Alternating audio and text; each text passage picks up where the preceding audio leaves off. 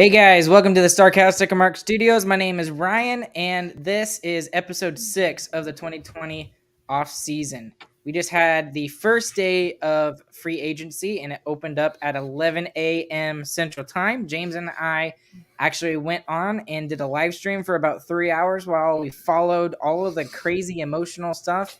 And for Stars fans, it seemed to be very emotional, lots of up and down roller coaster stuff. And so without further ado, let's go ahead and bring in Chris and James, as they've always been here. How are you guys doing? How are you guys feeling about what's been going on? Boy, howdy, was it emotional. Oh my goodness. Right? Klinger's gone. Klinger's back. He's gone again. We don't know. Nobody knows what's happening. It's the most emotional team without really signing anyone. Yeah, we signed 2 players. And imagine, like, before social media, like we wouldn't have known any of this background information ever until like just 10 years later. It's fun. Yeah. So it made it even more fun, to be honest with you. And I mean, I hate that John Klingberg is not a Dallas Star. I know a lot of people will disagree with me, but it hasn't happened yet. Honestly, he's not coming back, Chris. He's not coming back. That's what they said, but market's slowing down. We still can trade Foxy or Dobby. Okay, even if Foxy or Dobby gets traded, there is a slim to none chance that John Klingberg comes back. And if he comes back, he's probably taking less than what he made on his last contract. There's no way he's doing that. Right into what happened with Klingberg today then. Okay, so you want me to do it, or you want to do it? You can do it. Okay, so I'll set it up for you and you can take it away. Okay, so starting off with the negotiations, starting in the beginning, right in the morning. And I mean, right off the bat, it was Jack Campbell. Jack Campbell just came off the board immediately. I think we were like 30 seconds in, and I wasn't expecting anything. And James laughed at me because I was like, oh, there's already one.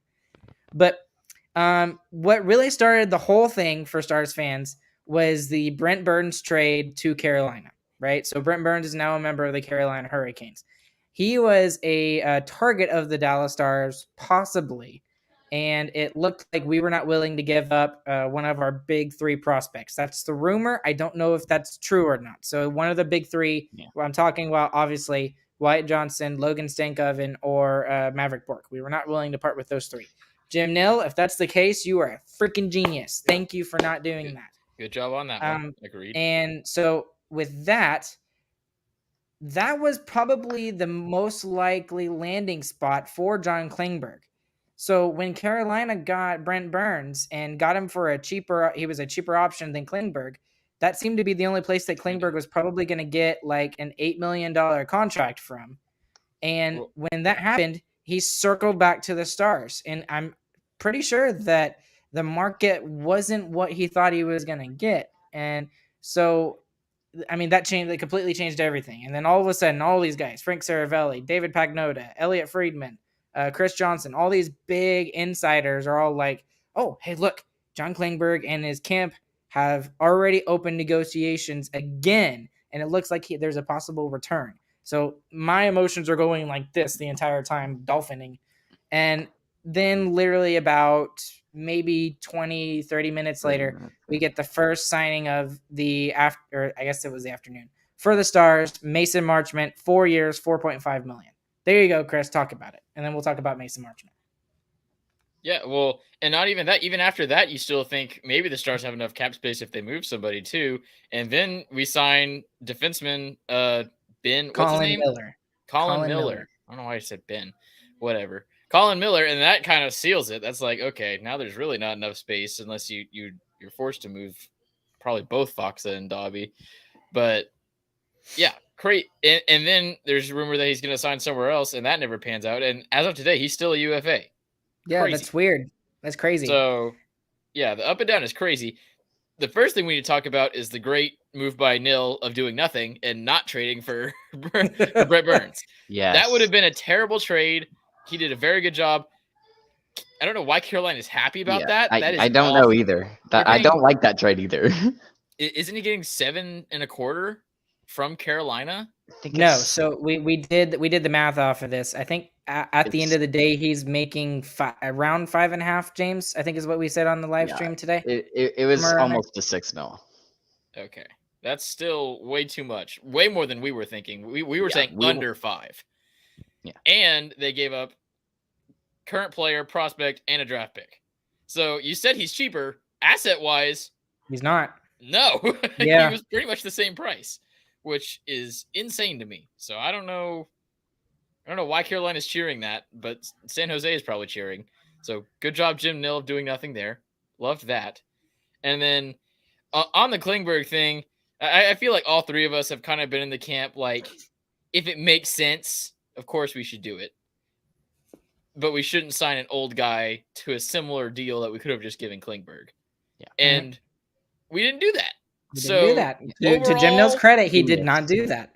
With the situation, it's not what I was expecting. I was expecting us to have Klingberg, Burns, or Petrie by the end of today. None of them happened, but I don't hate it. So I'm kind of happy about it. And we still have plenty of room to sign. We have more than enough room to sign Otter and Robo right now. We could give them whatever we want. And it looks like we're giving the reins to young guys, which I would be very happy about. And I love the Marchment trade too. So overall, I'm going to call the whole free agent thing today the Klingberg situation. The whole Klingberg situation. I think Neil did a good job of it. We didn't make a lot of moves, but we didn't want to make a lot of moves for this podcast, I don't think so. Well, and what we did, and this is what I said in my Blackout Dallas article. The first article I wrote 2 days ago, I wrote the Stars need to go out and get a top 6 forward via free agency. That has to happen. And my reasoning wasn't to take away playing time from the young guys, but other than Sagan, there was no proven top 6 forward on that second line. Like Ben, no. Gurianov, no. Peterson, maybe, but still, no, not proven yet. And the thing is that as the day went on, he kind of came out of nowhere. The name kind of came out of nowhere. And I want to point this out because I called it. I was way off on the cap hit, but I wrote an article literally last night about 1:32 in the morning. And this was after I'd done all this research about the cap crunch and what we could possibly give Otter and Robo and all this stuff. And I picked 3 players that the Stars could go after that, like, realistically, everybody would want Johnny Gaudreau or Nazem Kadri on their team, of course. But 3 guys, David Perron, Frank Vetrano, and Mason Marchment. And boy, did Perron go high. Jeez. Yeah, he did. I told you, Ryan. And you were right about that, James. Yeah. And Go ahead, Chris. Go ahead. Let's talk about Marchment. I mean, the upside for this guy is crazy. He hasn't even played a full season so far. Last season, he played 54 games and almost got 50 points. How many points did he get? 47 points in 54 games. And in points per time on ice, I think he was, 3rd in the league was what I saw on the Facebook group? On UFAs, I think, yeah. Yeah, for the UFAs, something like that. Well, yeah, no, for the third, UFAs. third in the league. In the league? In the league. Goodness. And I think it's goals scored per 60 minutes. He was There you 3rd. go. That sounds right.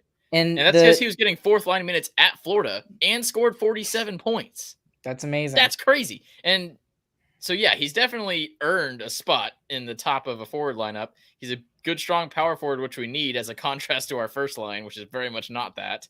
And the upside is crazy good. It's not a deal that Nil normally makes, really. I mean, this guy is, like we said, we need a proven guy. He's not really proven. He's proven that he deserves a chance, but hasn't done that top line role. But the upside here is super high, and I think a 4-year deal is really good. Even the $4 million, people are saying that's super high. It's not. I don't think it's crazy high. I mean, it's pretty high. It's high, but for look what Perron got. I mean, people are getting some crazy deals. Right. So I think it's a good $4 million. But and here's the deal about free agency is you know that these guys, the market value that they're going for as free agents is obviously way higher than their actual value, right? So in reality, I think I said $2.5 million for Marchment. I think I was lowballing him a little bit. I think His real value is probably about 3, maybe 3.25. But because there was such a demand for him on the free agent market, he's going to get overpaid. I mean, everybody pretty much got overpaid who was, big time free agents. Although we'll talk about Johnny Gaudreau in a second. That was insane. But I mean, listen to just what I wrote just in this. Marchment is a 27-year-old. So we didn't go out and get a 30-year-old. He's 6'4". He's a winger. So I know that, Josh and Sam are not big about, big guys and everything. But this is a big dude who can hit and score goals. 18 goals, 29 assists, 47 points, 54 games for the Florida Panthers this past season, mostly playing third and fourth line minutes. Yeah. And if he had played all 82 games this past season, you could easily pencil him in for 25 goals. And I mean, if there's anything that the Stars absolutely need, is they need goals. And I talked about that. Yeah. And then the other thing about this is the fact that what is the one area of concern that the Stars have more than just scoring goals? 5-on-5 goals. Scoring goals 5-on-5. And when you have a guy who is third in the league when it comes to goals scored per 60 minutes, that is freaking insane. I mean, you can't get a better fit than this. Yeah, and the majority of his, almost all of his points are on the power play. Not on the power play, are 5-on-5. He has one power play goal? I think so. Yeah. So, yeah, he's a good 5-on-5 guy, and he likes playing physical hockey. That's what we need more of. Now, the only thing that's, there's two things that are kind of a little scary if you look at this player. I still think he deserves a shot, and I'm glad we got him. He did play with a really stacked offensive team in Florida. So, I mean, like Sam Reinhart is on their third line. That's stupid. On most teams, he's a first line guy, more than likely. But the other thing that I was a little worried about is out of the three guys I mentioned, Perron, him, and Frank Vetrano, he was the only guy that hasn't scored consistently over several period of years. He had a really big breakout season this year, and those are two things that kind of bother me a little bit. But I mean, everything else that comes across from this guy, it really gets me excited about. And that's kind of why I like it, though, because normally Neil goes after the guy who is proven, pays a little bit more, he's a little bit older, a veteran. This guy it's a gamble, and I think it's a good gamble. Risky. I mean, I like the bet. I like the term we got on him too. 4 years is a really solid deal there. So if he does suck, we dump him relatively quick. But if he's good, we have him long enough to actually put something together. So I really like the signing. I'm looking forward to it. I think he'll play very good with Seguin, maybe Benet and Seguin. We'll see what happens there, but he'll be a solid second line guy. Too. Yeah. And the other thing that I really like is the term on this contract too, right? So, you saw a lot of these guys get 5, 6, 7 year deals. And if Mason Marchment doesn't pan out the way we expect him to, 4 years is more than okay. I mean, it's like a perfect length of a tryout. And also it's not something you have to worry about buying out in a couple of years, just in case something happens. I mean, you give him 3 years, and if for 3 years he's not good, the last year he just kind of on your team, whatever, and then he's gone. So yeah. I think this is like the perfect contract, the perfect player for the Stars. The only thing that's a downside about it is that it's risky, and like you said, Chris, it's very un-Nil-like to go after a risky player like this. But we'll talk more about why they went after him here in a second. James, you got any thoughts? It's especially weird because if you look back at his juniors and AHL seasons as well, he had the best season of his life last year. He had more points he played just as many games as he has max. I mean, the last time he scored anywhere close to this many points was he scored 39 points in 27 games all the way back in the 2012-2013 in like I don't know what it is. He played for the Central Ontario Wolves. I don't know who that team is. I think that's a CHL team. Yeah, and he hasn't gotten anywhere near that pretty much since then. So it is a little scary signing him off like that when it might just be he's just on the right team right now. But I mean, that's where we're picking up the risk at. Either way, I think lowballing him a full season with second line minutes, he's going to get at least 40 points.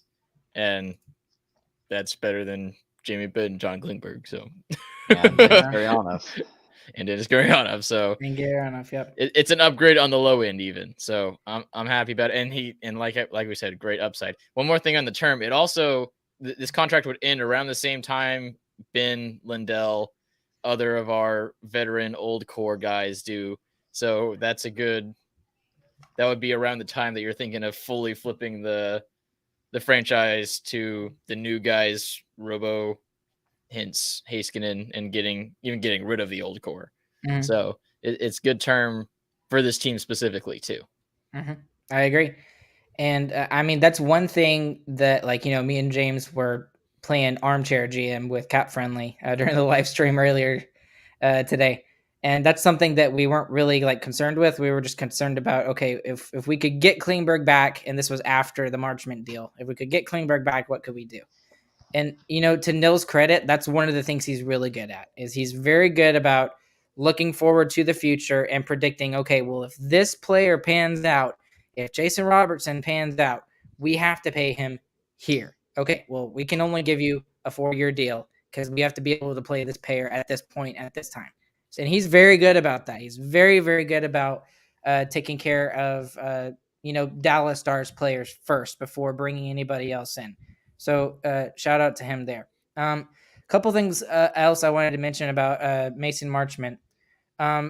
We do want to send our condolences out to him. For those of you that did not know or you don't remember, there is a scout who passed away the day before the draft. His name was Brian Marchment. He worked for the San Jose Sharks. And Mason is actually his son. So we do send our condolences out to him, but we are really looking forward to having him on the Stars. And speaking of Brian, his father, Brian, and I think it was Steve Spott, one of our new assistant coaches, are very close, and they were supposed to meet up in Montreal during the draft time, just to hang out, say hi, or whatever. So I mean, the coaching staff is already working out for us, getting us players coming in. And yeah, I think that's another huge reason as to why Mason Marchment came to the Dallas Stars, is because he's very familiar with him. And he's also familiar with Pete DeBoer, because Pete DeBoer also knew Brian Marchment as well. So, yeah. It was also kind of a last minute thing, because in the morning we heard Marchment to Carolina, all but a done deal. Flips super fast. I mean, this whole free agency was crazy. Yeah, they sent out a tweet that oh, he might be coming to Dallas, and then 10 minutes later he was signed to Dallas. It was literally it was crazy. So here's what I think happened, and I'm totally speculating at this point, but I think he was kind of hacked off that Brent Burns, they got the deal done with Carolina instead of with Dallas. And of course, here comes Carolina again. They're trying to take another player that the Stars are after. I really think what happened is that they offered Mason kind of a lower offer, maybe 3.25, like I had said earlier. And then Carolina came in and said, hey, we'll give you 3.5, 3.75. And it looked like that was a done deal. And then I'd bet money on it that Jim Nill was like, okay, screw this. We're getting this guy. Okay, 4.5. And then 4.5. Say yes now. Yeah, exact. Right. Exact. So, I mean, it was like a whole, I'm thinking like a whole Shark Tank kind of thing. Yeah. So, but, very good. I mean, I'm totally speculating with that, but that's what I hope happened. Yeah. So overall, happy, excited about Marchment, but we understand the risk in it. Good signing. I give it a B+ on that one. What do y'all give it? Just out of pure excitement, an A. I would give it an A+. The only thing that I'm worried about is that the scoring only worked in Florida. I hope I'm wrong, I hope I'm wrong and that I shouldn't be worried about that. But that's the only thing that keeps me from making this an A+, because this is a guy that I really wanted once I started doing a lot of research on him. All right, James. I think I'm with Chris on this one, saying B+. It's like it could be really good, but also like it has a very good chance to just fall on its face. Yeah, I get B+ for the same reason that you did, Ryan. Plus, he's getting paid a little bit more than I'd like. Also, And I that's like fair. to go back and let's give grade on Jim Nill for passing on Brent Burns. I give it an S tier, S+. Yeah. We created a new level of grade just for Jim Nill, just for this one situation. I feel like just with Nill having all these high-profile prospects, it just forced him to not make any trades for veterans. Which honestly is probably hard to do. I mean, looking at the free agents that we had in the market, holding on to those guys and knowing that he needs to, huge thing. I think that's super important for the franchise. And that was something that I talked about during the stream with Ryan, is that any team that we're going to ask for a trade, every single one of them is going to want one of our prospects. Every single one of them. They're all going to ask. Yep. So might as well not even mention it. All right, Ryan, who's the other guy we got? So this other guy we got, and I'm kind of about this one. I mean, he's a good player from what I've been told. I went and looked him up. I talked to a couple of Buffalo Sabres insiders. He's a very good bottom pair D-man. He's not a number 7 guy, but he's a very good number 5, number 6 guy, which, I mean, really what we needed was a top 4 defenseman. But that top 4 defenseman that we pretty much got today is Yani Hawkenbaugh. Hawkenbaugh is going to be moved into that top 4. He's going to be moved maybe even to play with Mira Heiskanen. We'll have to wait and see. But it's a solid move. We definitely needed another guy on the blue line. And he's serviceable. He's very serviceable. He reminds me a lot of Joel Hanley a little bit. To be honest with you, you need another right-handed defenseman, and that's really what it was. It didn't. Yep. You needed a big one too, but you also needed a small one because we just don't have them. So getting one is good. So we got one. He's gonna be okay. He's gonna be a defenseman. We're probably not gonna notice him very much. Yeah. It'll be fine. He's a bottom pair guy, like you said, Ryan. It's fine. Yep. I mean, he's going to play because he's the only other right-handed defenseman we have. Yeah. Right. So, and it also frees up for someone. Harley or Hanley is gonna slot into the lineup every night now too, and I don't think that's a bad thing. I think Harley, if Harley's gonna play, like this is it. I feel like it's next year. This is it. No, this is totally it. Yeah. It's time for him to stop moving in and out and whatever. If he's gonna be an NHL player, he's got to figure it out this year, in my opinion. So we're gonna figure it out. And so. Now, what's funny is that we went from a really good defense to probably maybe a mediocre defense, if you ask me. I agree. So, I mean, even though Klingberg was really rough defensively, we're gonna notice some things next year that we're like, oh, Klingberg would have done better on that. And so, most of it is going to be exiting and entering zones. Right. Exactly. But we'll see if a more high potent offensive system changes that too. So I feel like it's going to be a big change next year. Like system, players, where players are playing, it's a lot's going to change. And I'm excited. So, and here's the other thing about Colin Miller as well. We don't really know much about him other than the fact that he played for Buffalo the past couple of years. He's not a offensive guy. We should mention that. He's definitely a stay-at-home defenseman, more on the defensive side of the game. If you go and look at his stats, they're kind of scary, especially 2 years ago. I think he had a -20, which I know we hate talking about plus-minus. That means he was on the ice a lot when the other team scored. But again, this is Buffalo. Buffalo only really started getting better, this season is when they actually started looking like a more competitive team. So I think he's going to fit in really well with the Stars. And the other thing about this is his contract he signed. He signed for less than $2 million. And a lot of people were saying, oh, that's actually a pretty good deal for a guy like Colin Miller. Because they were looking at, maybe 2.25, 2.5, somewhere around there is where they were kind of expecting him to go. So I'm excited. I'm excited for all of this. I think the biggest winner out of free agency, if you ask me, for anybody, is Yani Hawkenbaugh. I mean, he's going to be asked to. I mean, that's really what it is. It's like, okay, this is you, Hawkenbaugh. This is your chance. You're a top 4 defenseman now. You got to show it, and you got to be able to pull up the numbers. So we'll see how all this goes. He definitely earned it. He played great throughout the season. He's playing way above his salary right now, in my opinion. So, yeah, I feel like he's going to do a good job there. One thing that I am a little bit scared of with Colin Miller is that he hasn't played a full season. He hasn't played anywhere close to a full season for a couple of years now.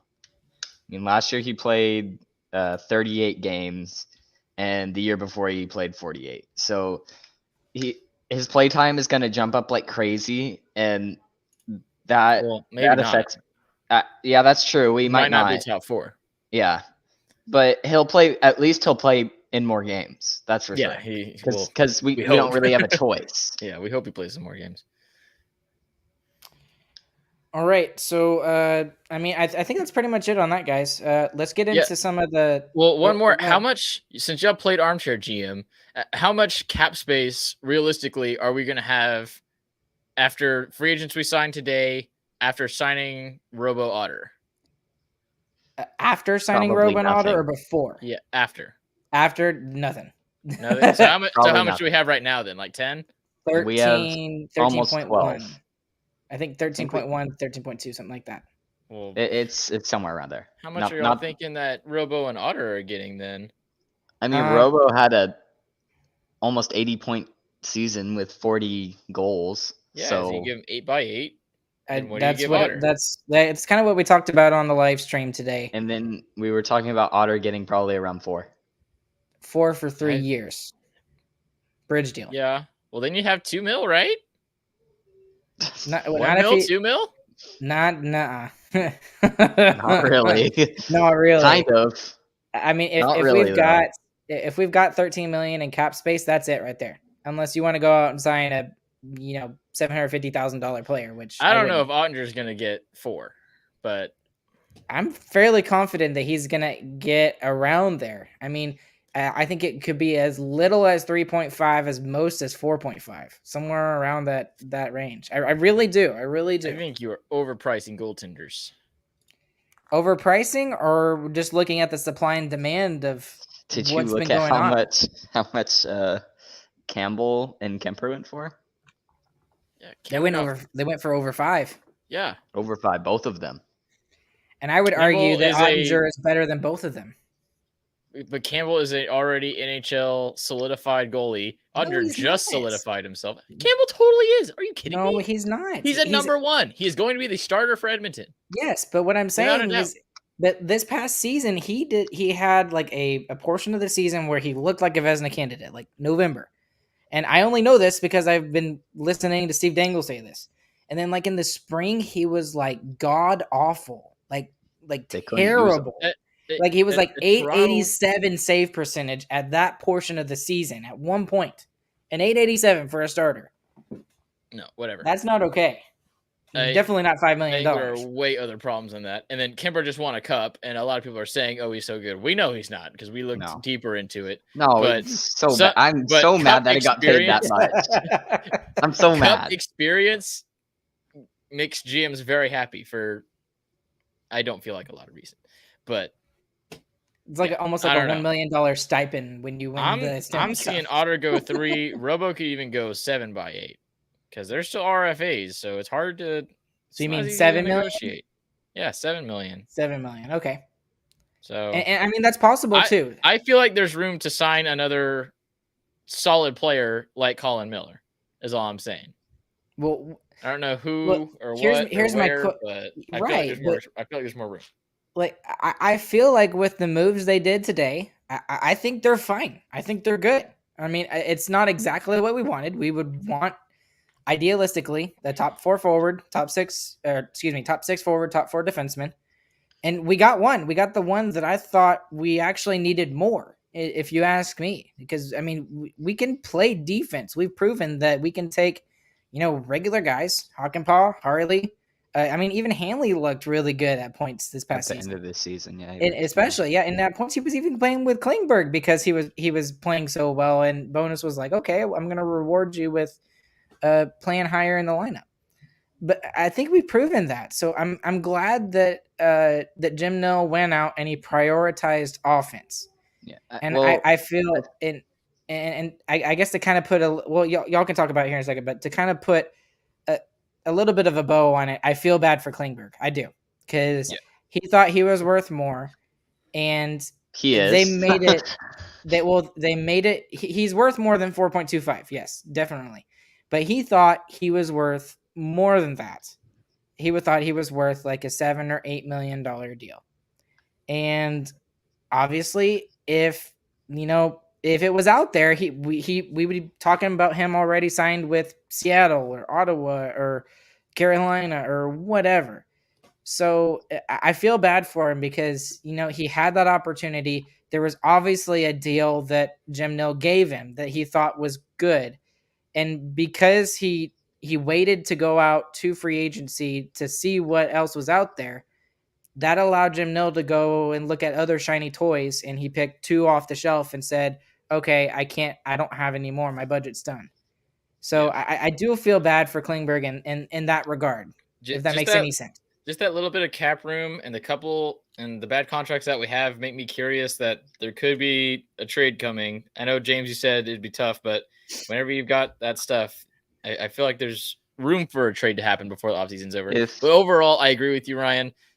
My bow on it is we prioritize the players we have right now, and I think that's the right thing, especially our prospects. Not trading them is probably my number one priority right now, and I'm overall happy with what Nill did, even though a lot of Stars fans wanted to make more noise. I mean, honestly, I think they just wanted something, and we got it. Well, so I think something is not trading for Brent Burns. I mean, that's great. I'm so happy about that. I'll take that every day of the week, man. That was the biggest news for me. Honestly, would you have taken him for $4 million though? I might have taken him for $4 million. $4 million, yeah, but I wouldn't give him one of our prospects and a current player and a pick. Yes, I agree. No, we weren't even we shouldn't have even been in the running there. Sorry, James. Go ahead. We interrupted. Sorry, James. I keep Go ahead. Oh, I forgot what I was gonna say now. Oh my god. You may now speak. Let me think for a second. Okay, so along the lines of the trade, if there's a team that wants to trade that doesn't want a prospect, then I think a trade will get done. But that's the only way I see it. What I'm thinking is a team that's trying to hit the cap floor, and is just trying to. So we're looking at Anaheim then. Yeah, you're looking at Anaheim. Have you seen Anaheim's cap friendly? No, I haven't. Oh my goodness, it's hilarious. They did just sign Dylan Strome, I think, to like $5 million per year for 5 years. It's still years. Really bad. It's still really bad. It's like, I think they have like $25 million remaining still. So they have half a team signed. But you go to a club like that and you say, here, Anton Hudobin. and there you go. Because there's teams that want bad contracts. Well, Patch already showed that today. Oh, gee. We'll talk about that too here in a second. Don't jump the gun yet. That's stupid. The only problem that we would have to do with, and I would put 2 players in this category of, trying to make more cap space. Because I love Foxa, but he's expendable for me because we have Glendening. Glendening could easily slide into that 4th line center spot and be okay. And then obviously Dobby because, he's just... I mean, I love the guy to death, but he's just a liability, a cap liability at this point. Those contracts were bad when they were signed. I mean, goodness, those are bad. Well, I mean, Dobby's was bad. Not Dobby, because we at the time, the term is terrible. We knew he wasn't going to be our goalie for 3 years. That's a terrible term. Okay, but that was just to get him at that point, because at that point we thought he was going to be the starter for the Stars that season, and then Otter's like, I didn't thought that. I didn't thought that. I didn't thought that. Jim Nill is an idiot for thoughting that. Why would you ever thought that? Why are we saying thought that? Thought that. Because it's better. Okay, bad contracts. Are we done with the Stars? Are we moving on? Well, hold on. The only thing we would have to do with that is because we would have to trade draft picks, and I'm fine with that. Honestly, if we signed Pavelski to 1 more year, It's unlikely that he does it again, honestly. Right? If we're gonna and you look at our cap friendly, you see we have like 8 or 9 contracts coming up next season. Yeah. If you're going to do it, you're gonna trade picks this year. Yeah. I mean, that's what we talked about. The Pavelski thing was we're still in win now mode. So if there's ever a time to trade picks, it's when you're in win now mode. And we have a ton of prospects already. And we just signed a whole freaking team of defensemen. Yeah. So with our draft, and yeah, we're not even talking about the draft now. We'll probably talk about that on our next episode or something like that. But exactly. I'm overall I'm happy with how everything went today. I thought the Stars were just going to go out and trade for Petrie or Burns, and it was the exact opposite of what I expected, and it was almost exactly what I wanted. Yeah. Overall grade A-. Overall grade, yeah, I like that. I like that grade too. A-. We kept our prospects. We didn't trade for Brent Burns for $4 million, and then we also got Mason Marchment and a decent bottom pairing D-man for cheaper. So yeah, I'll take it. Exactly. To NHL people. We need to talk about Gaudreau. Yep. Let's just get straight into it. What? Okay. Wow. So here's the story, and it's the full drama. Okay. So Yani Gaudreau, ended the Star season, put a goal behind Jake Ottinger, first round of the playoffs. Come around, end of their season, they get knocked out of the playoffs by the Oilers. And then he's up for a big contract. He's going to get a raise. I think he was making around $7.5 million, something like that. So he was looking at, 9.5, 10 million, maybe 10 million plus. So the rumor with Yani Gaudreau was that he wanted to be closer to home. That's what he wanted, apparently. So Philadelphia or New Jersey, those were the two big ones coming into free agent day today. And the rumor before he actually signed with this team, which what the heck, the rumor was that he was offered 8 years for $10.5 million from the Calgary Flames. So, I mean that's a lot of money right there. That's a huge pay raise, and that's almost exactly probably what his value was even on the market. And he was getting it from his the team that drafted him. Oh, actually, I take that back. I don't know if he was drafted, but whatever. He's been there for a long time.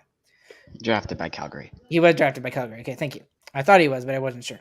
So turn to today.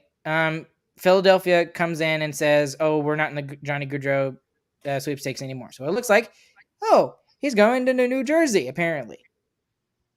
And then in comes Columbus. The Columbus Blue Jackets. I mean, great for them. But who would have thought, like on a bingo card, that you would be able to cover that square and say Yani Gaudreau is going to be a Columbus Blue Jacket by the end of the day? And then the other thing about this deal that doesn't make any sense is that it's 7 years for almost $750,000 less per year than what Calgary was offering him.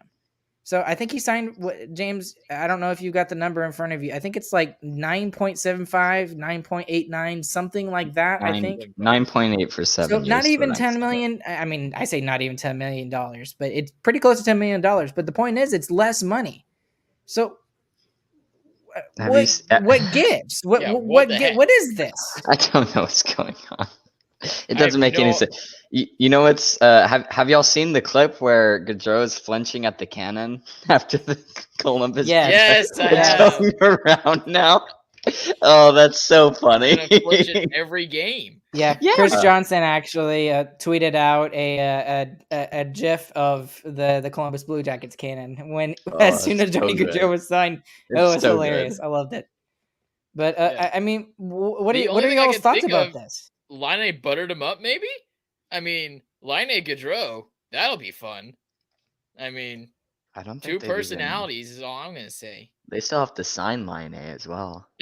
Well, shoot, if I'm Patrick Laine, I'm signing pretty quickly. I'm signing now. Yeah. Who else did Columbus sign today? They signed another big forward.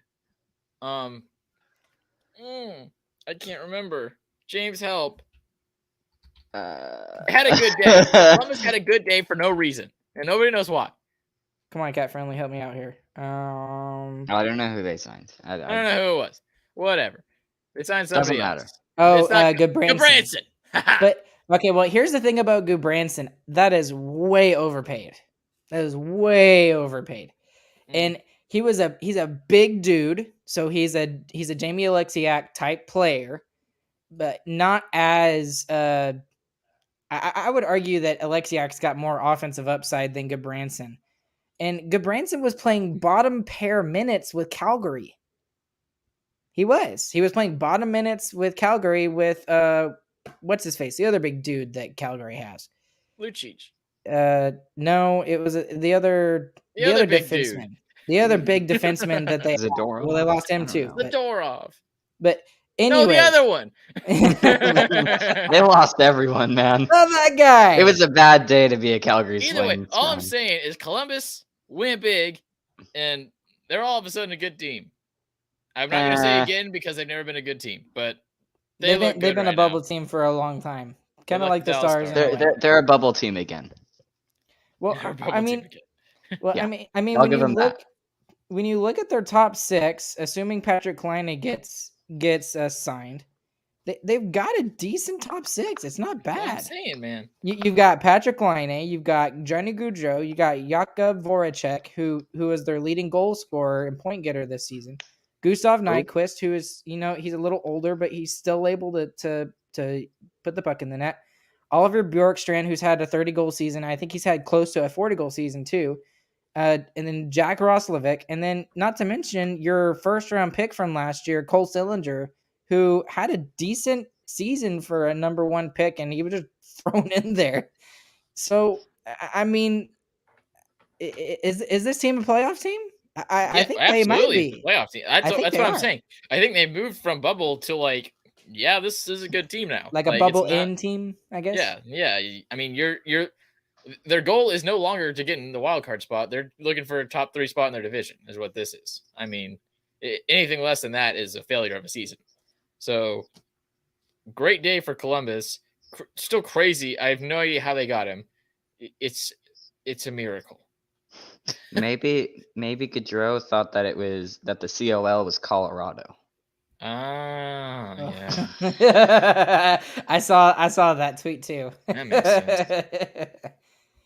sense. Anyways, guys, I mean, and even their goaltending is pretty solid. I mean, I know Jonas Korpisalo didn't have a great year, but Elvis Merzlikins, I mean, that's a solid tandem. And that's two. Yeah, that's what I was gonna say. They have 2 solid options. So if one's down, the other one's probably gonna be fine. Yeah. But yeah, they're gonna be good. The other big one today, which was wild and just shows where the NHL is that the Carolina Hurricanes traded nothing and got Max Pacioretty. And not just Max Pacioretty, they got another guy too, who is a serviceable player. Another guy. Whatever. He's a bottom 6 player. They traded nothing and got a big name forward in the NHL. What the heck? That's insane. What is the cap? I don't understand. The cap is that the Golden Knights were way over and didn't know what to do, and then panicked and were like, "Here." The Golden Knights got screwed. They didn't get screwed. They put themselves in that situation. Their evil business practices came back to bite them, and everyone else in the league. There's a tweet from Mark Mathot, and he said, "I do not feel bad for Vegas one bit," and I feel like there's a lot of players in the league who probably feel that way about Vegas. So their aggressive tactics. Let me phrase it in the way that I'm thinking. I don't feel bad for their administration and their executives. I do feel bad for the players that are signed. I do. And I mean, if I'm a player, I don't want to go to Vegas. I mean, the one thing that Vegas has got going for them is because, I mean, it's they don't have a state income tax, so they get to keep more of their money. It's a great place to have a family. Obviously, all the entertainment stuff as well. Vegas, family city. It is, believe it or not. You'd be surprised. And then, but I mean, screw Vegas. Yeah, seriously, Ardell. I mean, I saw that. I'm pull it up. Yeah, seriously, screw Vegas. I mean, I hate Vegas so much because they're just. I mean, they get these good players, they bring them in, and then they just toss them aside like they're trash. Like Max Pacioretty. I mean, I know that he's the been star. hurt. I mean, he's a He's good star in the NHL. Yeah, he's a very good player. He's a 30 goal scorer. And they traded him for nothing. Yeah, seriously. No, they got future considerations. They literally traded him The for nothing. best player in the league. That's the most annoying term. Whoever came up with that, like, I love them. It's kind of perfect because it makes casual fans be like, "Oh, that's weird," but it doesn't make them like laugh at it. But like when you know what it is, it's like, "Oh, it means nothing." It means nothing. It means you got nothing. Literally, I was watching. I was listening to Agent Provocateur, who it's Alan Walsh. Alan Walsh is a big agent in the NHL. He like Marc-Andre. He's a agent for like Marc-Andre Fleury and several other big names. Lots of players. He says that future considerations. It's a joke that it could mean that like if there's two GMs at the bar, the GM picks up the tab, and that could be future considerations. I mean, it could be as simple as that. Then that's future considerations.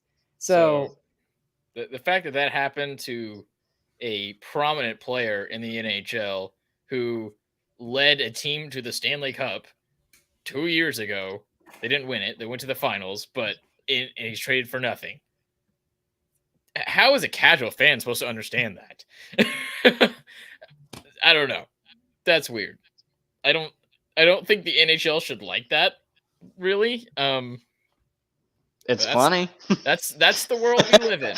That's the world we live in. Great players get traded for nothing.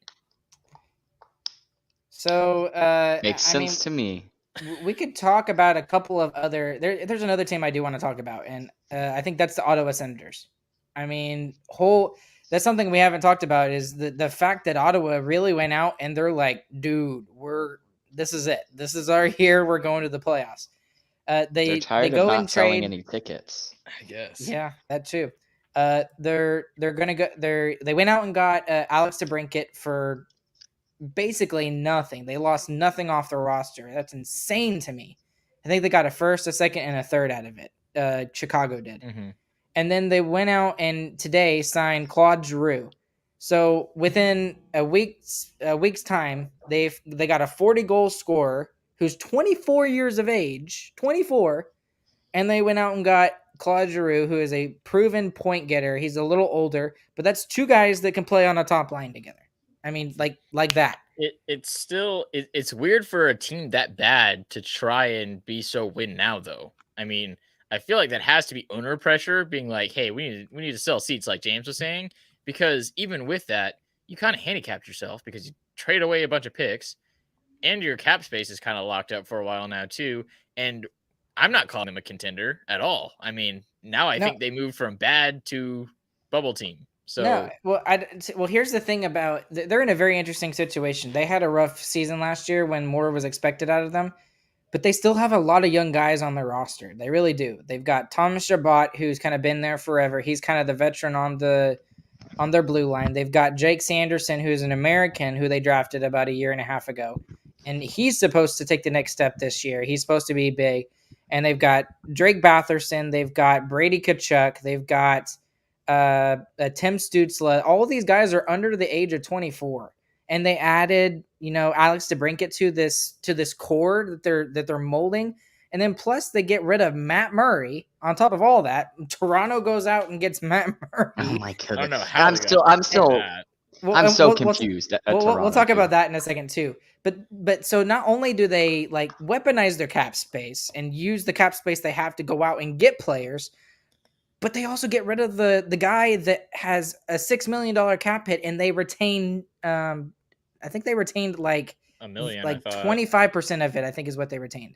Oh. So they're only paying for like $2 million out of it. I think between 1.5 or 2, something like that. Yeah, I agree with you, Ryan, that they did a good job of weaponizing the cap space that they had, like you said. I'm just surprised it happened this year and not later after those guys actually show some proven potential. I mean, they have potential unless they live up to it. I mean, it just seems like a weird time to cash in, really. But we'll see. It might be genius. It might be perfect timing.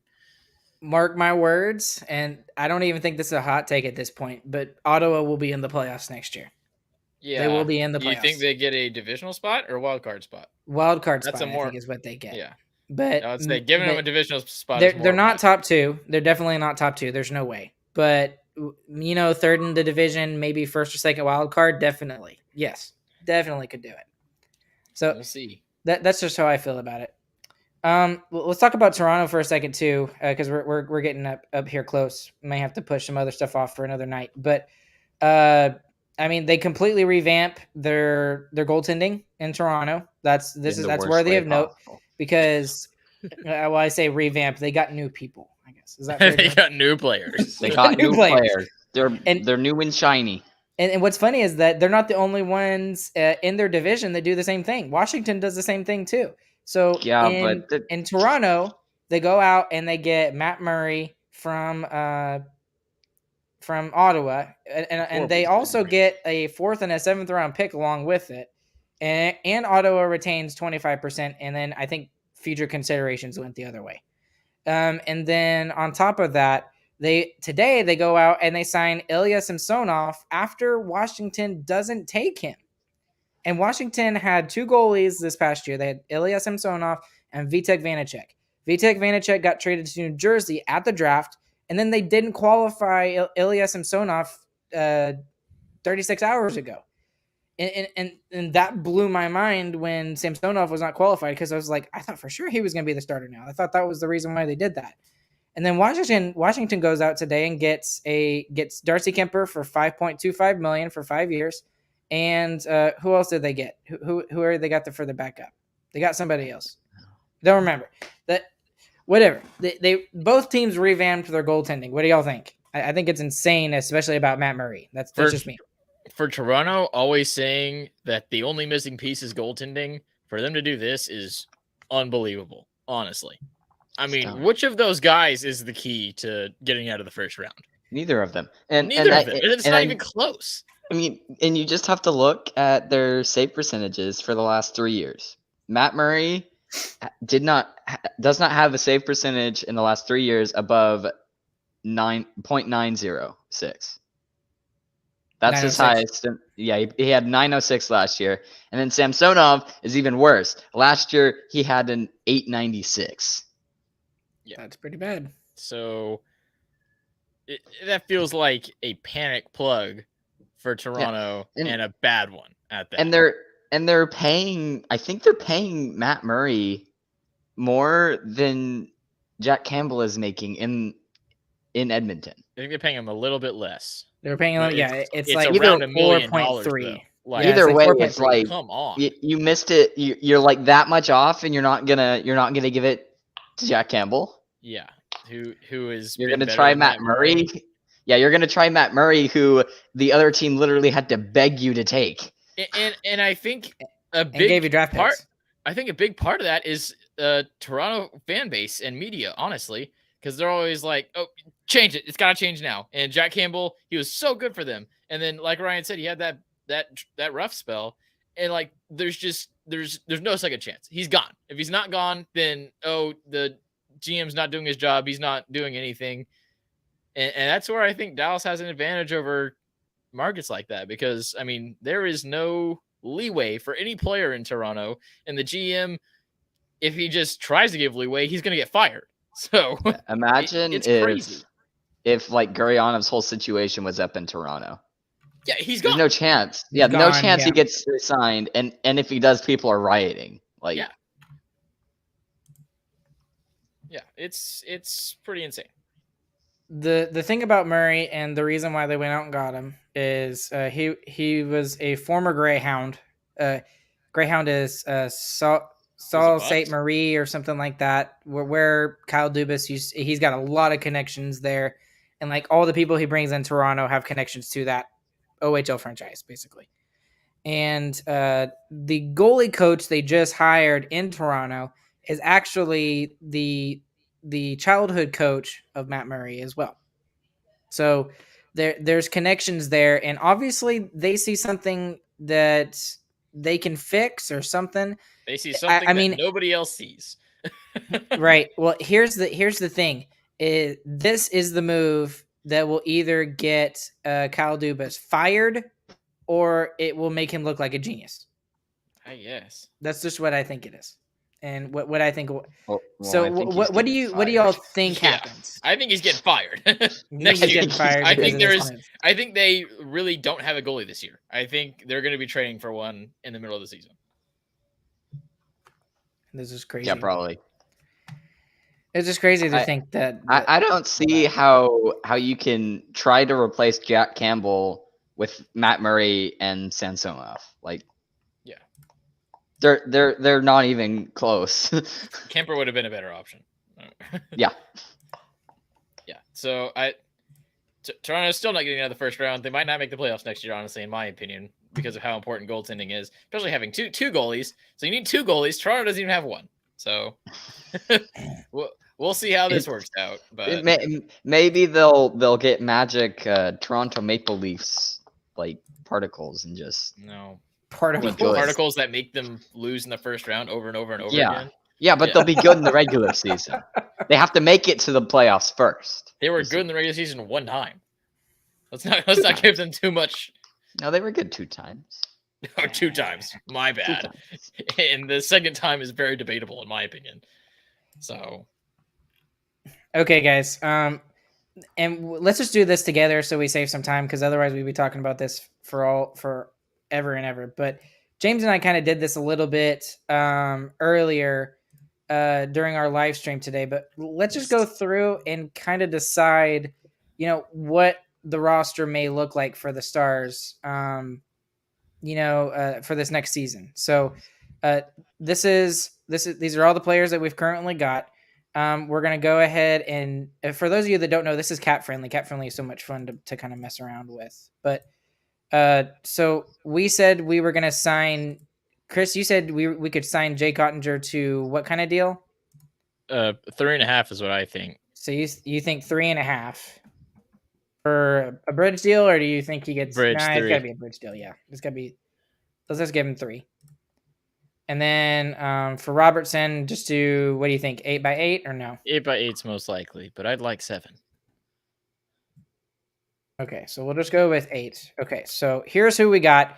So let's just start with our top line. Are we all in agreement that the top line is going to remain the same? Yeah. Put the top line up there. Okay. Oh shoot! Dang it! Ah, nice. I messed up. Warning. Sorry, my bad. Okay, here we go. So Robe Hintz, Jason Robertson, Joe Pavelski there on the top line. Okay. Oh, this is the wrong one. Dang it. Chris, talk for a second. Ardell said the Rangers will win a title before the Leafs win a cup. That's rough. The Rangers were good for 4 seasons in their entire history. So, oof. I'd like for that to happen. I like baseball, but boy, the Rangers make it hard to like baseball. Are you going to spend $500 million and be this terrible? Well, at least you don't have to sit in the 100-degree heat now. Yes, that is good. I actually want to go to a game now because I don't have to sit outside. People are going to games to get out of the heat. It's great. Yeah. It's genius. It's the most genius thing they've ever done. All right, we're back. Here we go, guys. Sorry, I messed that all up. Okay. Anyways, this is what our roster looks like. This is including Mason Marchment. This is including Colin Miller over here as well. Okay. So we're in agreement. Top line remains the same and does not change. Yep. Where'd he go? There's Jason Robertson all at the bottom. That's where. Okay. Here's my argument. I would put Jamie Benn on the third line. Agree or disagree? For the purposes of this, I'd like to keep him on the second line. Okay, so this is ideal. Jamie Benn is playing better, and he's actually a second line guy. So I would say Ben Sagan and then Marchment is what I would like for second. Okay, line. So we put the shiny new toy toy on on the line. Yes. Okay, so here's my problem with this though. Who's the third line center?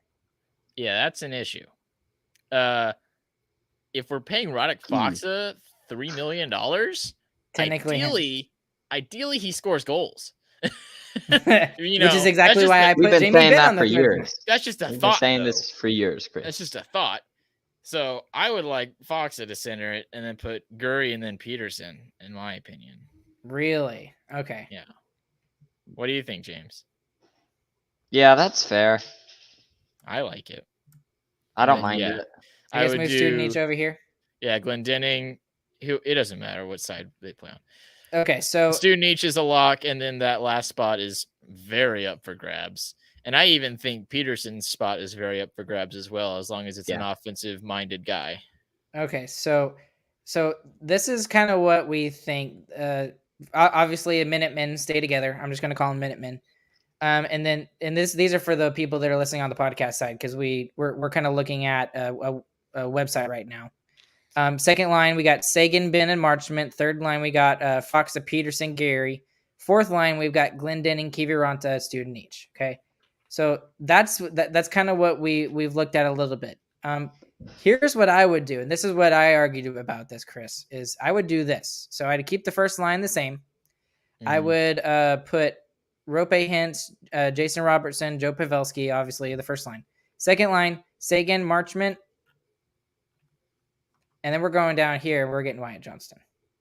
Ooh, that would be fun. That would be fun. So, and then here's the other thing that this does. You could put any of Johnston, Peterson, Stankoven, or Maverick Bork on that left side, or even on the right side, because Mason Marchment can play both sides. He can play both wings.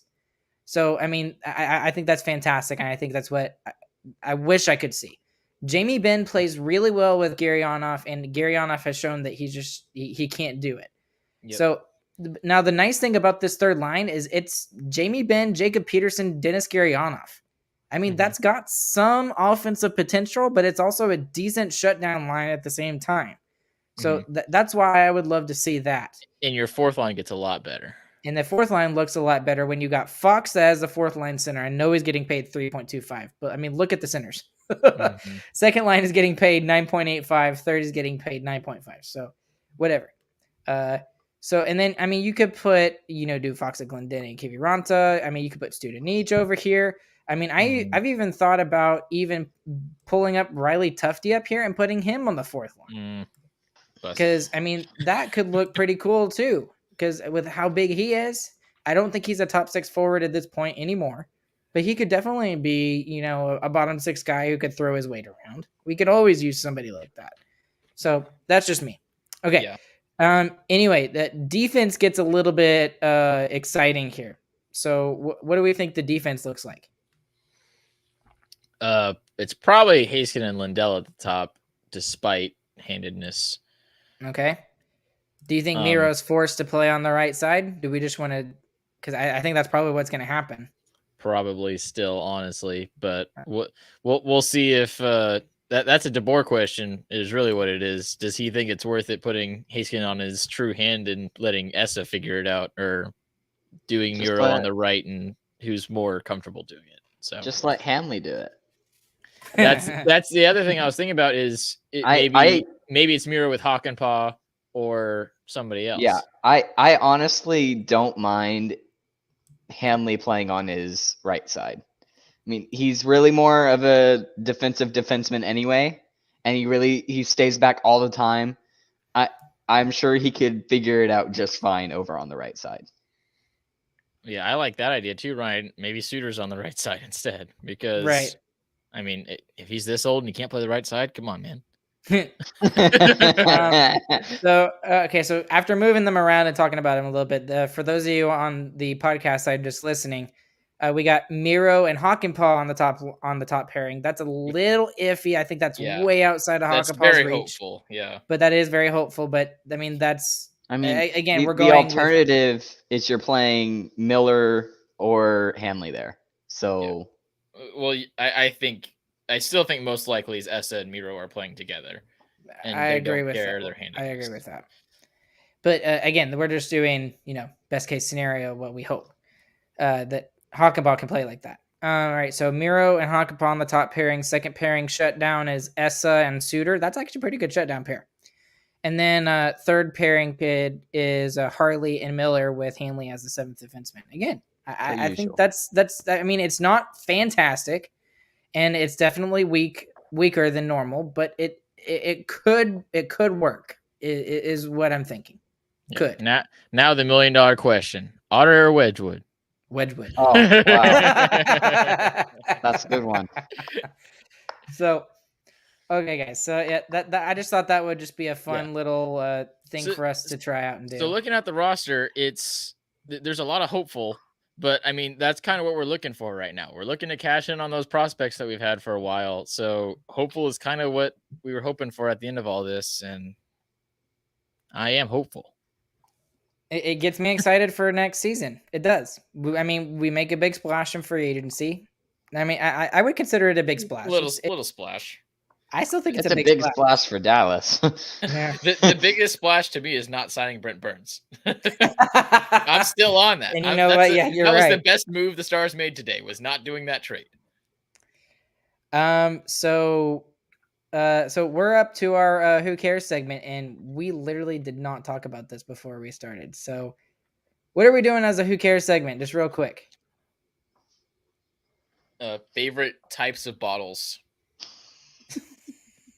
Any kind of bottle, as long as it holds something.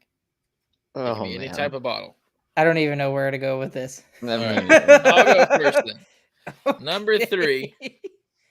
You've got number 3. We're gonna go think off the top of your head. Oh yeah, easily. Oh, geez. I can't even think of one. This is how we work, Ryan. Okay. Number 3 is the classic soda bottle, like I have here.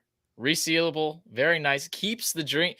This is the great thing about this. Only soda container that keeps your drink from going flat. 2-liter bottle, way too big. Still go flat. Can, but no resealing at all. I mean, it's ridiculous. The smaller soda bottle is perfect for keeping it from going flat. Keeps an appropriate amount to drink in one sitting. Very good. Love the personal soda bottle. I can't believe I just listened to 45 seconds of Chris analytically talking about bottles. All right, James, your turn. It's only gonna get worse. We're doing a top 3, right? Yeah, top 3. Okay, so number 3. Number 3 is the baby bottle. Big shout out. I wouldn't have made it past infancy. That's all I'm saying. That's correct. That is not wrong. I am right. Yeah. All right, Ryan, number 3. I have no idea.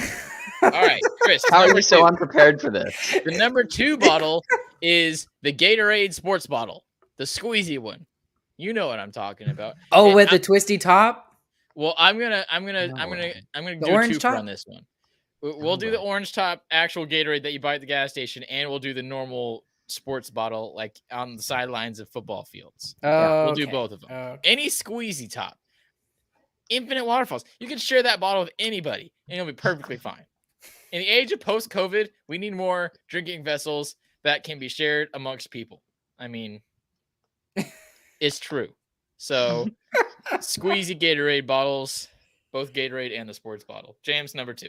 I'm with Chris on this one. My number 2 is the Gatorade squeeze bottle. How did y'all even think about it like this? And I'm sitting over here like you're really bad at this, right? Well, right. Yeah, I mean. All right, Ryan, number 2. No idea. Ryan, keep going. Number 2. Okay, I'm out. Chris, I'm sitting this number 1. We are going with a classic, the glass bottle. Bottle, amazing. Root beer from a glass bottle, exceptional. It's different. No one knows why it's different, but it's different. It does taste better. Any beverage from a glass bottle, you just feel like a rich man when you're drinking out of a glass bottle. The heft, the severity of it is just oh my gosh. It's severity. It makes every interaction more important. So glass bottle, number 1, best bottle available. James, number 1 bottle. You know, I didn't think I'd make it this far. I'm gonna steal Chris's number 3 though. The soda bottle, classic soda bottle, resealable. You don't get stupid flat sodas. Flat soda sucks. Dumb. I don't drink it. I will not drink it. Flat sodas are dumb. I don't mind flat soda. I mean, this right here, this Chick-fil-A cup. It's probably watered down too, huh? Mm-hmm. You nasty. Mm-hmm. You are a nasty man, Ryan. And it's Coke Zero on top of that too. Ryan, you have to have some favorite bottle. Well, yeah, it's somewhere, Ryan. Come on. Me and Chris both came up with 3. We just gave 6 amazing bottles. Okay, fine. I'll go. Well, I'll go with the Gatorade Twisty, but specifically the orange cap. Specifically the orange Ryan. cap. Copycat Ryan. I don't care. Man, Ryan's bad at this segment. That's what we've learned tonight. Terrible segment. All All right. I totally should have talked about this off air before we started this, because then Ryan's I a would feel so buzzkill. awkward. Doesn't understand bottles. It's an important topic, and he just doesn't care. So unsubscribe. That concludes the Who Cares segment. That concludes free agency. Klinger is still available. Kadri's still available. Lots of people still available, and so many people already signed. What a great day. It was exciting. It was wonderful. We're happy. We're ecstatic. We're happy for our new people. Happy for the people we didn't sign. We're happy for the trades we didn't make. Overall, great day. Go Stars. There we go. All right. I don't even have to say anything else. Oh, I forgot to mention DraftKings. DraftKings, thank you guys for being our sponsor. Go and use the promo code THPN next time you're there. We appreciate them being our sponsor. They allow us to do cool stuff like this, including that live stream we did this morning. That live stream, actually, James was exhausted by the end of that. It's a 3-hour live stream. It was 3 hour. It was 3 hours. Yeah, it was a long live stream. We don't even normally do those for like watch alongs on the THPN YouTube channel. So, I mean, that was long. So big watch along. Yeah. So, good job, James. How are you feeling now? Are you feeling extra tired now, or just whatever? Yeah, I'm pretty tired. Yeah, look at him popping that. I mean, all Right, right, I'm staying awake right now. Anyway, if I wasn't doing this, I would have already been asleep. All right, guys, go and check out our merch store, StarcasterMarkShop.com. Go and follow us anywhere social media is. Go and leave us a 5-star review. Comment, subscribe, like on our YouTube channel. We'd appreciate it. It always, we want to grow the podcast, and we love talking about hockey. We love talking about our Stars. So if you know any Stars fans, tell them about it. Tell them to come here, and we'd love to have them listening to our show. We appreciate you guys. Along with Chris over Jer and James over Jer. My name is Ryan. This has been Sarcastic Remarks. We'll catch you guys on the flip side, and we hope you guys have a fantastic evening, morning, afternoon, whenever you're listening. See you guys later. Bye.